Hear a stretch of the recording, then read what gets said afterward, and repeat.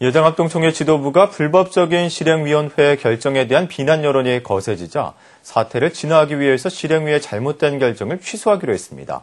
하지만 황규철 총무에 대한 책임을 물어야 한다는 요구가 쉽게 가라앉지 않고 있습니다. 고석표 기자가 보도합니다.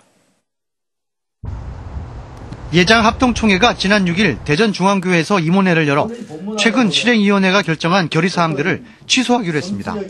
실행위 결의가 불법이라는 교단 내 비난 여론이 거세게 일자 한 발 물러선 것입니다.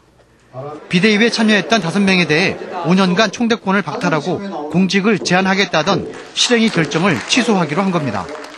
또 불법적으로 접수를 거부했던 헌의안과 긴급동의안도 다시 접수받겠다고 밝혔습니다. 다만 헌의안으로 접수는 받되 총회에서 다루지는 않겠다고 밝혔습니다.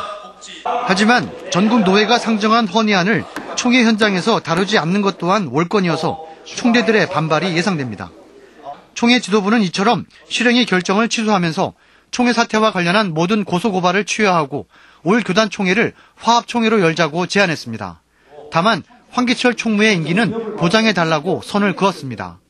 황 총무를 보호하기 위한 정치적 계산에서 무리수를 뒀다는 분석이 가능해집니다. 하지만 모든 불법 사태의 중심에 있는 황기철 총무에 대해서는 반드시 책임을 물어야 한다는 여론이 더욱 거세지고 있습니다. 교단 산하 대경노회는 기자회견을 열어 황 총무의 임기를 보장하자고 결의한 총회 임원회를 반박하고 나섰습니다. 대경노회는 지난해 총회장의 노래방 도우미 사건과 황 총무의 각종 부정 의혹들로 총회 권위는 땅에 떨어지고 한국교회 이미지도 크게 훼손됐다고 비판했습니다. 또 황 총무가 총회 현장에 용력을 동원하고 가스총으로 총대들을 위협하는 등 총회 임원으로서는 해서는 안 될 행동을 했다며 이번 총회에서 그 책임을 물어야 한다고 강조했습니다. 이번 사건을 정치적으로 해결해서는 안 될 것입니다. 총회 쇄신의 차원에서 다루어 한 점 의혹도 없이 명명백백하게 밝혀져야 합니다.